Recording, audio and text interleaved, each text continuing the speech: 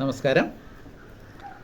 കേരള ഗവൺമെൻറ്റിൻ്റെ കീഴിലുള്ള economics and statistics വകുപ്പിലേക്ക് 30/10/2025 gazette വിജ്ഞാപന പ്രകാരം PSCയുടെ നോട്ടിഫിക്കേഷൻ വന്നിട്ടുണ്ട്. ഇതിന് അപേക്ഷിക്കാനുള്ള അവസാന തീയതി 2025 December 3 economics, statistics, mathematics, commerce എന്നീ വിഷയങ്ങളിൽ പോസ്റ്റ് ഗ്രാജുവേഷനുള്ള ഉദ്യോഗാർത്ഥികൾക്ക് അപേക്ഷിക്കാൻ സാധിക്കുന്ന ഏറ്റവും ആകർഷകമായ ഒരു തസ്തികയിലൊന്നാണ് റിസർച്ച് ഓഫീസർ. ഈ വകുപ്പിൽ റിസർച്ച് ഓഫീസറായിട്ട് ജോലിയിൽ പ്രവേശിച്ച് 26 വർഷം സേവനം ചെയ്ത് ജോയിൻറ്റ് ഡയറക്ടറായിട്ട് വിരമിച്ച ഒരു വ്യക്തി എന്ന നിലയിൽ വകുപ്പിൻ്റെ പ്രവർത്തനത്തെപ്പറ്റിയും റിസർച്ച് ഓഫീസറുടെ ജോലിയെപ്പറ്റിയും ഒന്ന് ഷെയർ ചെയ്യുന്നത് ഉപകാരപ്രദമായിരിക്കും എന്ന് ഞാൻ വിചാരിക്കുകയാണ്. ഇനി വകുപ്പിനെ പറ്റി പറയാം. ബഹുമാനപ്പെട്ട മുഖ്യമന്ത്രിയുടെ നേരിട്ട് നിയന്ത്രണത്തിലുള്ള ഒരു വകുപ്പാണ് എക്കണോമിക്സ് ആൻഡ് സ്റ്റാറ്റിസ്റ്റിക്സ്. കേരള സമ്പദ് വ്യവസ്ഥയുടെ വിവിധ മേഖലകളുമായി ബന്ധപ്പെട്ട സ്ഥിതിവിവരക്കണക്കുകളുടെ കൃത്യമായ ശേഖരണം, ക്രോഡീകരിക്കൽ, വിശകലനം, പ്രചരിപ്പിക്കൽ എന്നിവയുടെ ഉത്തരവാദിത്തപ്പെട്ടുള്ള സംസ്ഥാന ഗവൺമെൻറ്റിൻ്റെ നോഡൽ ഏജൻസിയാണ് എക്കണോമിക്സ് ആൻഡ് സ്റ്റാറ്റിസ്റ്റിക്സ്. ഈ വകുപ്പിന് സാമ്പത്തിക സ്ഥിതിവിവരക്കണക്ക് വകുപ്പ് എന്നും പറയാറുണ്ട്. 1980 വരെ വകുപ്പിൻ്റെ പേര് bureau of economics and statistics എന്നായിരുന്നു. 1980 വകുപ്പിൻ്റെ പേര് directorate of economics and statistics എന്ന് പുനർനാമകരണം ചെയ്യുകയാണ് ഉണ്ടായത്. ഇനി നമുക്ക് വകുപ്പിൻ്റെ ഘടന പരിശോധിക്കാം. എക്കണോമിക്സ് ആൻഡ് സ്റ്റാറ്റിസ്റ്റിക്സ് വകുപ്പിൻ്റെ ആസ്ഥാനം തിരുവനന്തപുരം വികാസ് ഭവനാണ്. ഇതിനു പുറമെ എല്ലാ ജില്ലകളിലും ജില്ലാ ഓഫീസും താലൂക്കുകളിൽ താലൂക്ക് സ്റ്റാറ്റിസ്റ്റിക്കൽ ഓഫീസും പ്രവർത്തിക്കുന്നുണ്ട്. സംസ്ഥാന തലത്തിൽ ഡയറക്ടറും ജില്ലാ തലത്തിൽ ഡെപ്യൂട്ടി ഡയറക്ടറും താലൂക്ക് തലത്തിൽ താലൂക്ക് സ്റ്റാറ്റിസ്റ്റിക്കൽ ഓഫീസറും വകുപ്പിൻ്റെ എല്ലാ പ്രവർത്തനങ്ങളെയും ക്രോഡീകരിക്കുകയും അതിന് മേൽനോട്ടം വഹിക്കുകയും ചെയ്യും. ഇതിനെല്ലാം പുറമെ സംസ്ഥാന ഗവൺമെൻറ്റിൻ്റെ കീഴിലുള്ള ഏതാണ്ട് 41ഓളം വകുപ്പുകളിൽ സ്റ്റാറ്റിസ്റ്റിക്കൽ സെല്ലുകൾ ഈ സിസ്റ്റത്തിൻ്റെ ഭാഗമായിട്ട് പ്രവർത്തിക്കുന്നുണ്ട്.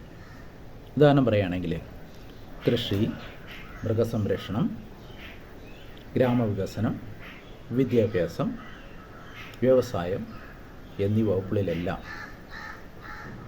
ആ വകുപ്പുകൾക്ക് ആവശ്യമായ സ്ഥിതിവിവരക്കണക്കുകൾ നൽകാനായിട്ട് സ്റ്റാറ്റിസ്റ്റിക്കൽ വിഭാഗം പ്രവർത്തിക്കുന്നുണ്ട്.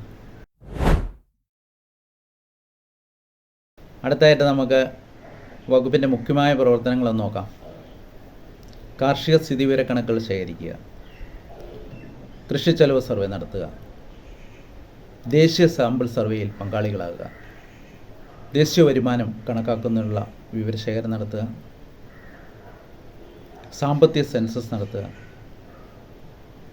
കമ്പോള നിലവാരം തയ്യാറാക്കുക, വിവിധ വില നിലവാര സൂചികൾ തയ്യാറാക്കുക, അതുപോലെ തന്നെ ഗവൺമെൻറ് ആവശ്യപ്പെടുന്ന വിവിധ സർവേകൾ നടത്തി കൊടുക്കുക. ഇങ്ങനെ ഒട്ടനവധി പ്രവർത്തനങ്ങൾ. ഇതിനെല്ലാം പുറമെ മറ്റു വകുപ്പുകളിൽ പ്രവർത്തിക്കുന്ന സ്റ്റാറ്റിസ്റ്റിക്കൽ വിഭാഗം ആ വകുപ്പിന് ആവശ്യമായ വിവിധ തരത്തിലുള്ള വിവരശേഖരണം നടത്തുന്നു.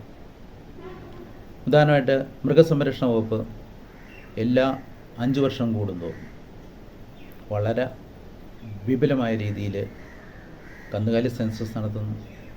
അങ്ങനെ ആസൂത്രണ പ്രക്രിയയ്ക്ക് ആവശ്യമായ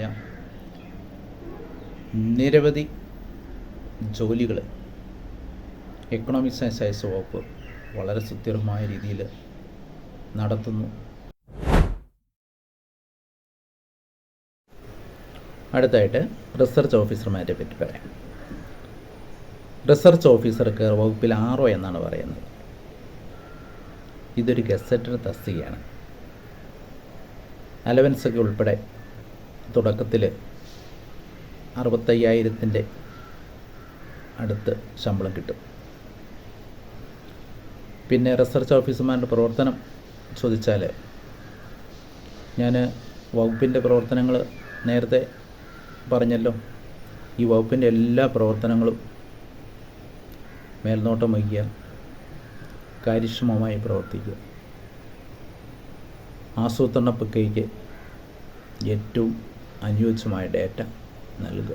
ഇതാണ് റിസർച്ച് ഓഫീസർമാരുടെ ഉത്തരവാദിത്വം. അടുത്തായിട്ട് നമുക്ക് റിസർച്ച് ഓഫീസറുടെ നിയമന രീതിയെപ്പറ്റി പറയാം. റിസർച്ച് ഓഫീസറുടെ നിയമനം വകുപ്പിൽ 2 രീതിയിൽ നടക്കുന്നുണ്ട്. ഒന്ന്, സർവീസിലുള്ള ജീവനക്കാരുടെ പ്രൊമോഷൻ വഴി. രണ്ടാമത്തേത് PSC നടത്തുന്ന മത്സര പരീക്ഷയുടെ അടിസ്ഥാനത്തിൽ നടത്തുന്ന നിയമനം. ആദ്യത്തേതിനെ പറ്റി പറയുകയാണെങ്കിൽ, വകുപ്പിലെ statistical investigator, statistical assistant grade 2 തസ്തികയിലുള്ള ജീവനക്കാർക്ക് statistical assistant, statistical investigator grade 1 തസ്തികയിലേക്ക് പ്രൊമോഷൻ ലഭിക്കുന്നു. തുടർന്നിവർക്ക് സ്റ്റാറ്റിസ്റ്റിക്കൽ ഇൻസ്പെക്ടർ അല്ലെ റിസർച്ച് അസിസ്റ്റൻ്റ് എന്നീ തസ്തികയിലേക്ക് പ്രൊമോഷൻ ലഭിക്കുന്നു. തുടർന്ന് ക്വാളിഫൈഡായ ആളുകളാണെങ്കിൽ അവർക്ക് റിസർച്ച് ഓഫീസർ തസ്തികയിലേക്ക് പ്രൊമോഷൻ ലഭിക്കാം. PSC മുഖാന്തരമുള്ള നേരിട്ട് നിയമനത്തെപ്പറ്റി പറയാം. ഞാൻ നേരത്തെ തന്നെ സൂചിപ്പിച്ച പോലെ സ്റ്റാറ്റിസ്റ്റിക്സ്, എക്കണോമിക്സ്, മാത്തമാറ്റിക്സ്, കൊമേഴ്സ് എന്നീ 4 വിഷയങ്ങളിൽ പോസ്റ്റ് ഗ്രാജുവേഷൻ ഉള്ളവർക്ക് PSCയുടെ നോട്ടിഫിക്കേഷനിൽ പറഞ്ഞ നിർദ്ദേശപ്രകാരം അപേക്ഷ സമർപ്പിക്കാവുന്നതാണ്. എന്തായാലും ഒരു യോഗ്യത പരീക്ഷ ഉണ്ടാവും. 2025 നോട്ടിഫിക്കേഷനിൽ പറഞ്ഞിരിക്കുന്ന പ്രകാരം പരീക്ഷയുടെ സിലബസും മാർക്കിൻ്റെ ഘടനയും വ്യക്തമായിട്ട് മനസ്സിലാക്കിയിട്ട് വേണം അപേക്ഷ സമർപ്പിക്കാനും അതുപോലെ തന്നെ പരീക്ഷയ്ക്ക് പ്രിപ്പയർ ചെയ്യാനും. ഈ പ്രാവശ്യം കൊമേഴ്സ് കൂടി ഉൾപ്പെടുത്തിയിട്ടുള്ളതിനാൽ മാർക്കിൻ്റെ ഘടനയും അതുപോലെ തന്നെ സിലബസിലും മാറ്റമുണ്ടാകാനായിട്ട് സാധ്യതയുണ്ട്. എങ്കിലും നിങ്ങളുടെ അറിവിലേക്ക് പറയുകയാണെങ്കിൽ 2020 നോട്ടിഫിക്കേഷൻ പ്രകാരം നടത്തിയ പരീക്ഷയിൽ 100 മാർക്കിൻ്റെ മത്സര പരീക്ഷയും അതേ തുടർന്ന് അഭിമുഖത്തിൻ്റെ അടിസ്ഥാനത്തിലാണ് PSC റാങ്ക് ലിസ്റ്റ് തയ്യാറാക്കിയത്.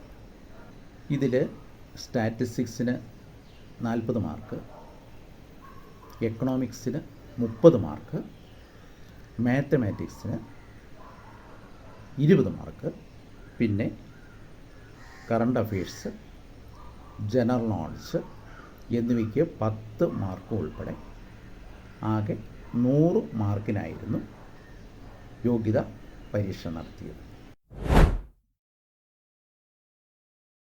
ഇനി റിസർച്ച് ഓഫീസറുടെ പ്രൊമോഷൻ സാധ്യതയെപ്പറ്റി പറയാം. റിസർച്ച് ഓഫീസറുടെ ആദ്യത്തെ പ്രൊമോഷൻ എന്ന് പറയുന്നത് അസിസ്റ്റൻറ്റ് ഡയറക്ടറായിട്ടാണ്. അസിസ്റ്റൻറ്റ് ഡയറക്ടർ എന്ന് പറഞ്ഞാൽ ഒരു വിഭാഗത്തിൻ്റെ ചുമതലയുള്ള ഉദ്യോഗസ്ഥനാണ്. അസിസ്റ്റൻറ്റ് ഡയറക്ടറുടെ പ്രൊമോഷൻ അടുത്തത് ഡെപ്യൂട്ടി ഡയറക്ടറായിട്ടാണ്.